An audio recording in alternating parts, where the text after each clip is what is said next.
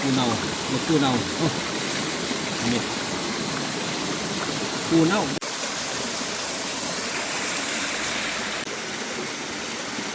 สบายดีพี่น้องมาเนี่ยกล้องเข้าพี่น้องเลยอันนี้มันจืดมันจะนั่งไว้อยู่ทางใต้มันตกอันนี้มันจืดเขาพูดเน่ากับมิให้ไปพูดเลยแสงคิ้วพี่น้องเลยมันจะดังไฟบอลเลยทำไมกันใช่ป่ะน้ำนี่ก็มีแต่น่ะมันไหนทำไมโจดได้ทำไมโจด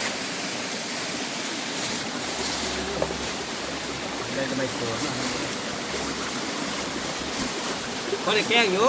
นี่โอ้ยค่ะ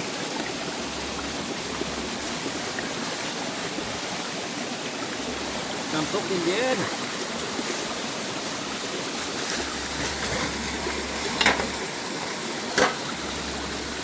เอามาอย่างนะคะ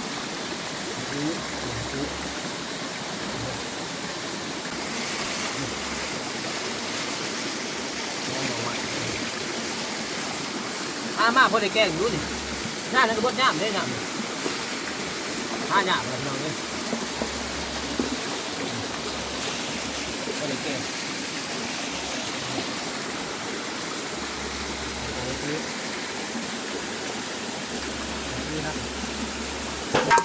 ห้อยนะ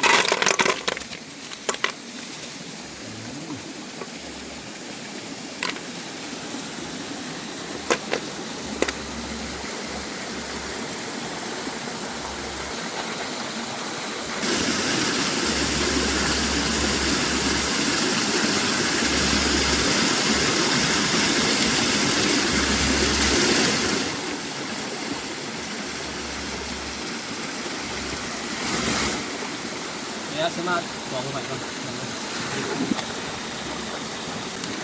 น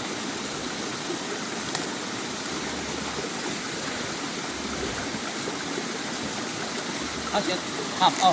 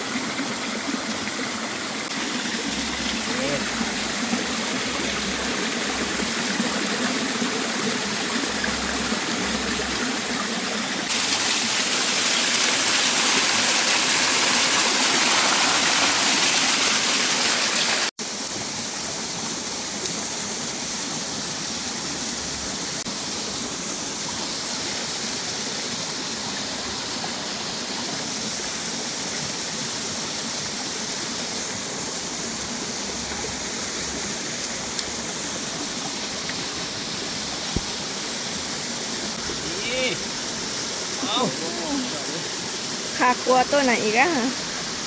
พี่เอง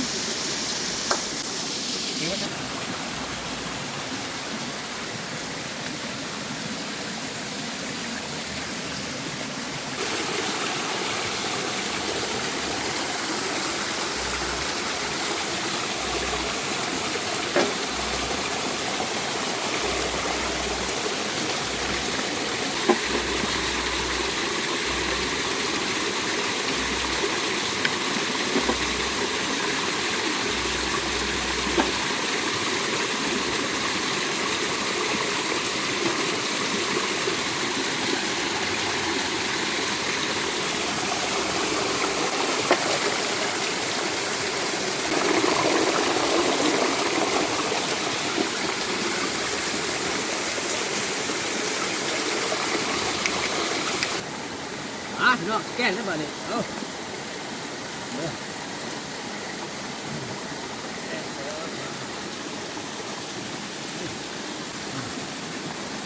น ดี๋ยวนะใส่ไป ทำไร เล่นแบบตัวเลย คุณคัก ใส่รถ ต้องเสร็จไว้แต่ว่าอันนี้พี่น้อง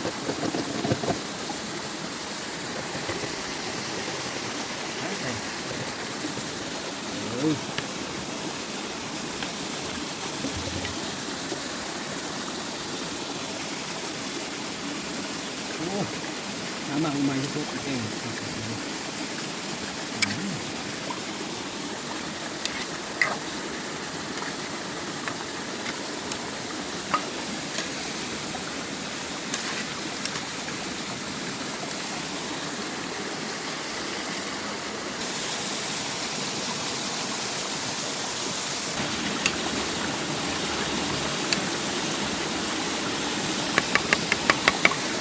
ให้ใส่ปลาแดกพี่น้องเอ้ย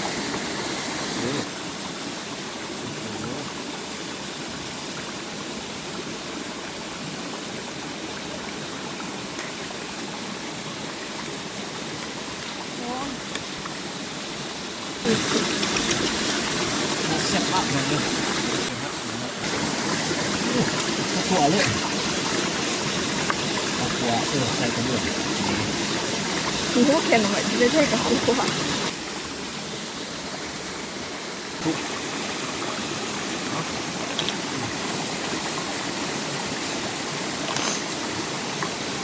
แต่ก็เขาใช้หัวจูป้าจูอยู่หน้าบุอุจิเก็บมาให้ นี่ที่บอกมา เอาแน่จะบ่บอกเชื่อจะไม่เชื่อเนาะ พี่น้องเอ้ยมากเลยกระปูเน่านี่เวียนเรา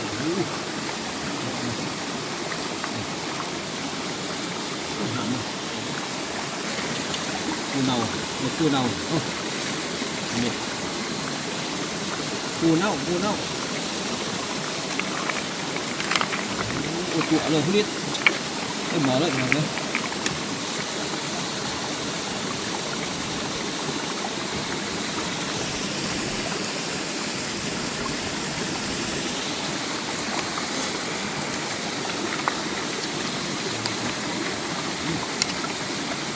นี่ปักอื้อพี่น้องเอ้ยนี่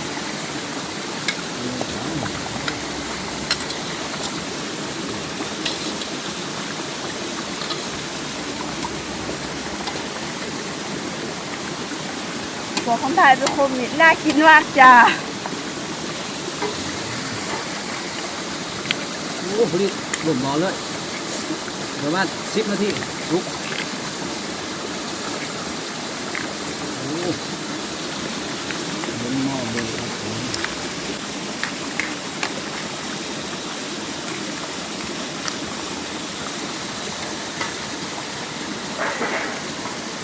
ให้ใส่ผักกระเนียงผักบาบุญผักกระเนียงผักบาบุญลงไปฝรั่งมาเรียบร้อย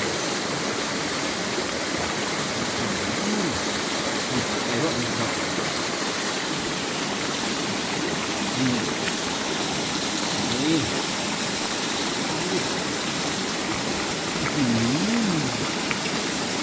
หอมอย่าบอกใคร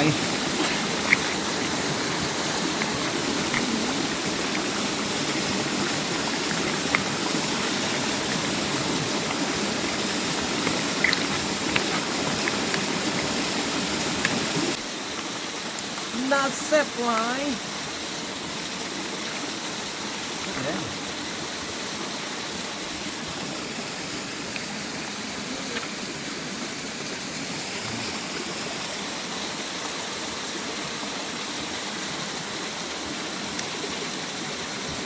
ชิ้นแบบนี้นะ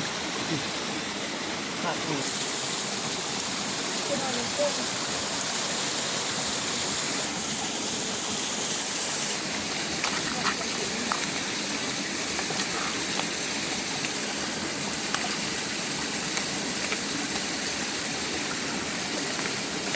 มาเด้อมาเด้อ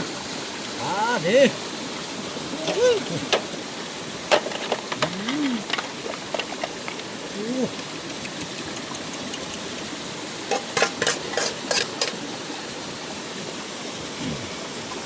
จานเลยแกนออกมายั่วๆมาเนี่ยหอยเดี๋ยวน้ำมันอยู่เดี๋ยวมาเด้อ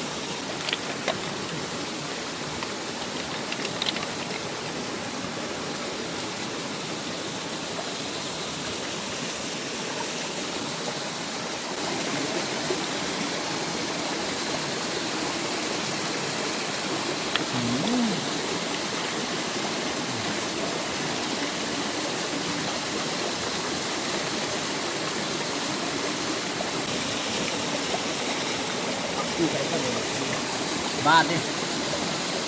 เกิดคือเก่าพักกันหอมนี่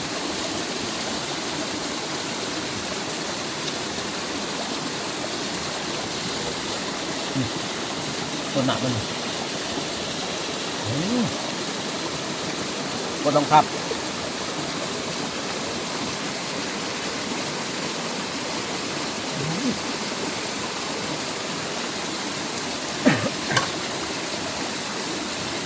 มาแล้ว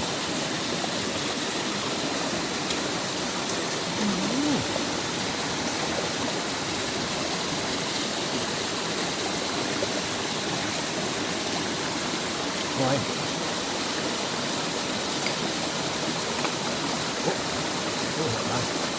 rồi nó hạt rồi đấy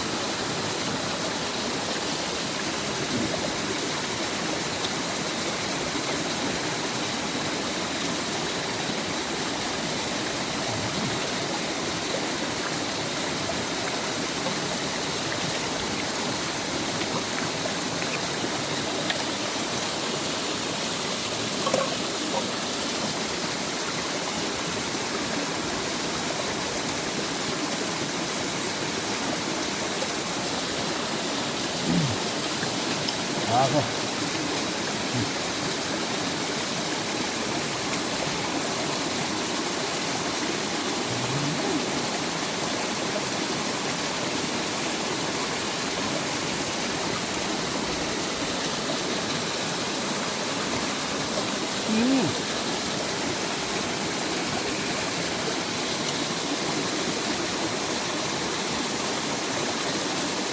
ngon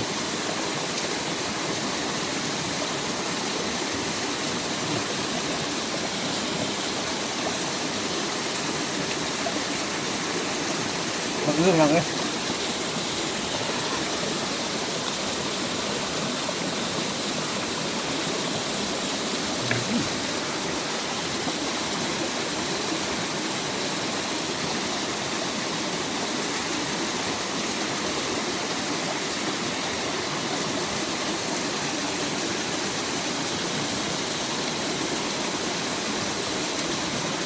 ngọt đấy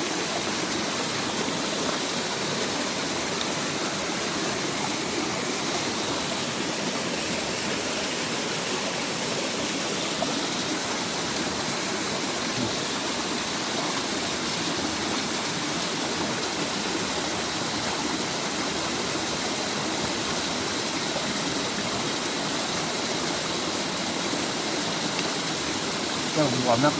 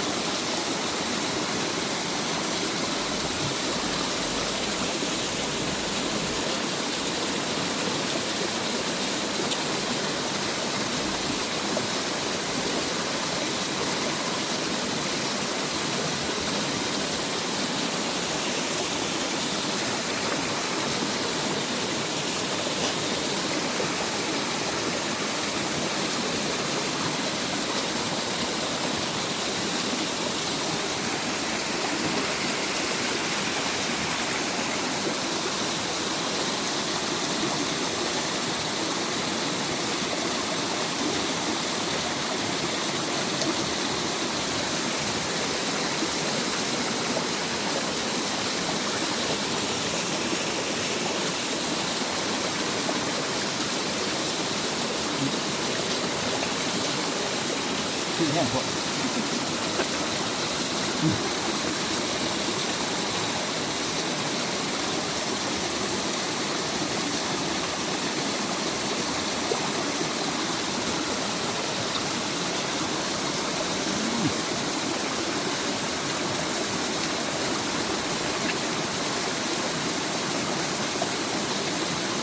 ซื้อมัดหนา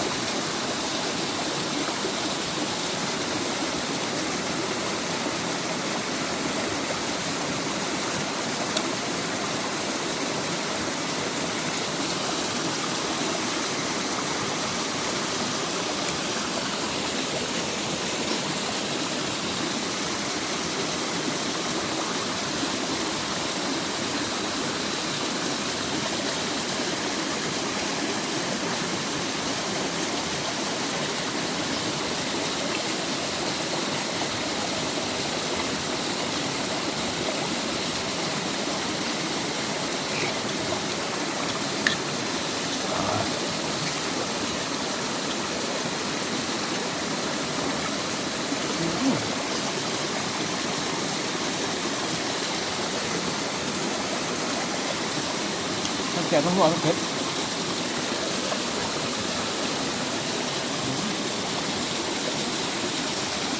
นี่หอยก่อน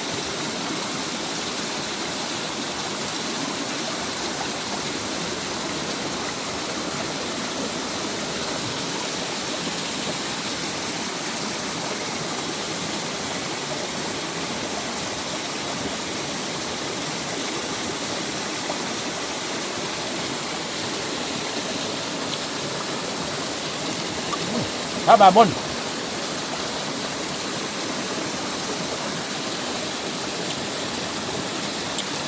หม้อดิ